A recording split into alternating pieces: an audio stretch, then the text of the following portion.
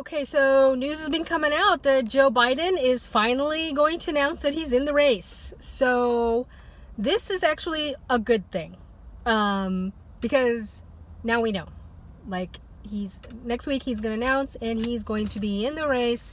So we don't have to deal with all these polls with with still undeclared candidates leading the pack. So Joe Biden is going to be in next week.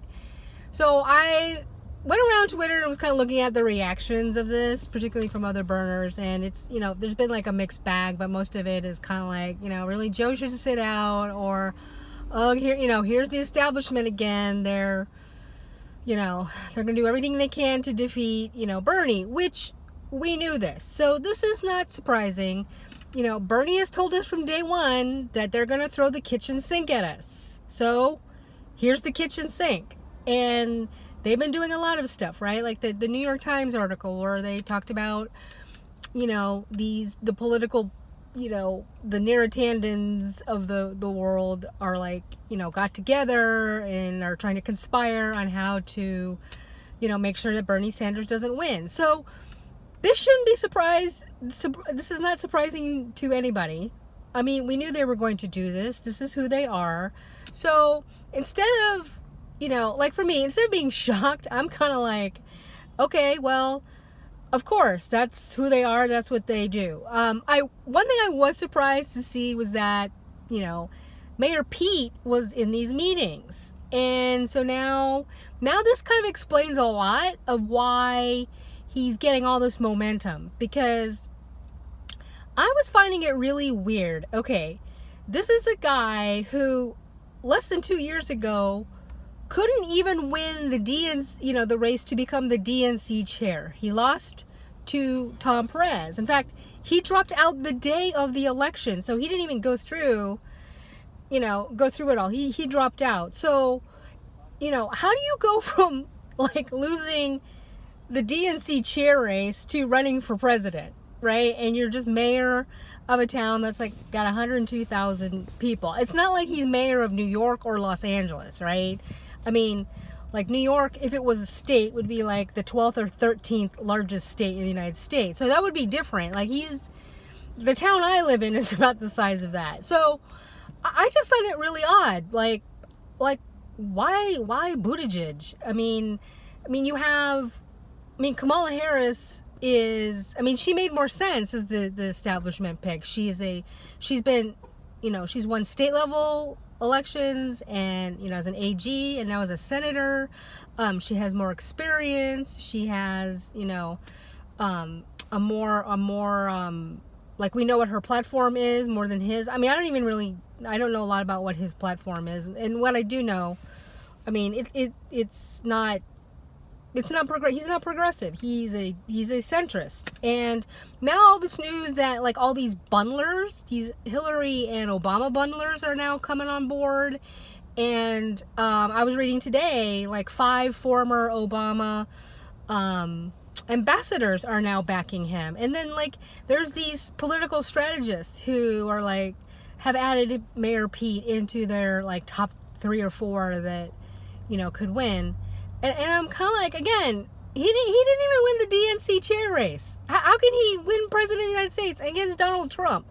So what it really is, this is my theory, is that they just want a placeholder president. They just want someone to play the role of president, while the establishment people behind the scenes are actually running everything, right? And Mayor Pete is a great trophy POTUS, right? He checks all of the boxes, and but doesn't have the experience. He doesn't have the experience. He doesn't have leverage in Washington. In DC, he doesn't his platforms are like, weak. He's running on hopes and dreams and talking about like, the future and, coming us together. Oh, and not being loud and worrying about tone.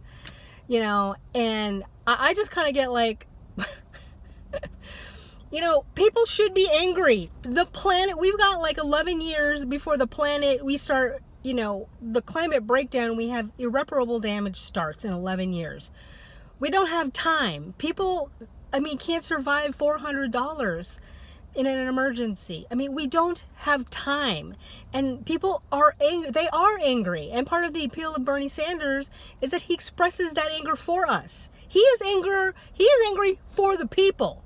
Okay, and that's what we need, and especially some going up against 45. We don't need someone who's gonna be like all nice and stuff. We need a fighter. We need someone to go in there, because we have a fascist with his kakistocracy, right, which is ruled by the worst people in society, in the Oval Office. I mean, it's out of control, and so we need someone with experience. We need someone who will be a fighter, someone who will stand up, to the 1% in corporate America and their money, because we can't let them bully us anymore. We can't let them be in control. And, Biden is the same old stuff. So he's going to run the platform of Obama nostalgia.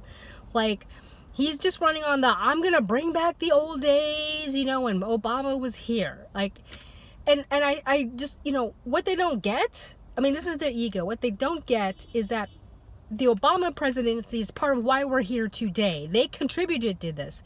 We lost 1,000 seats during his presidency. We have mass income inequality because Obama, just did all these giveaways, to his corporate donors. I mean, like in Iowa, in rural America, we're talking about how big ag is taking over. That was Obama. Like, and I know this because I worked in food activism. And like, he just handed over the key positions in the USDA and the FDA over to like former big GMO executives from Monsanto, Syngenta, like Dow, DuPont. Like, he handed over the control over to them. And so, I mean, like, a lot of this stuff is, we wanted hopes and change, and we got a neoliberal corporatist, right? And like, don't even get me started on the drone wars.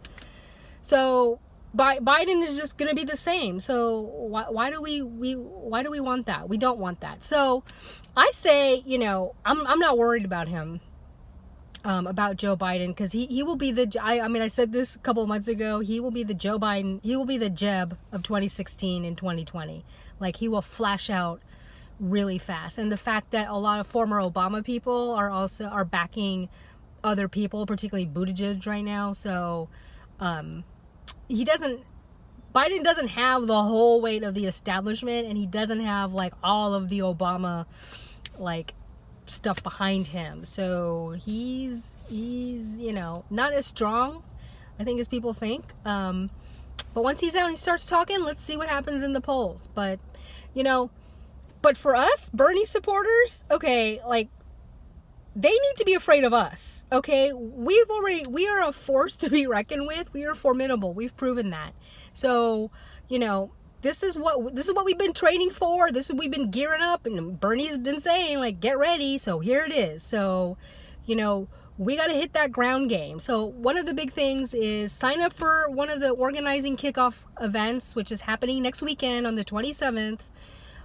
Because we got to get our ground game strong, because that's where we're going to win, is on the ground, knocking on doors, talking to people face to face, our circles, and talking about Bernie 2020 and how he as president is going to be about transformation. We're here to transform the country so it works for the many, not just for the few, okay? They may be the resistance, but we are the restoration, okay? We're going to restore this country to where it works for the many and not just for the few.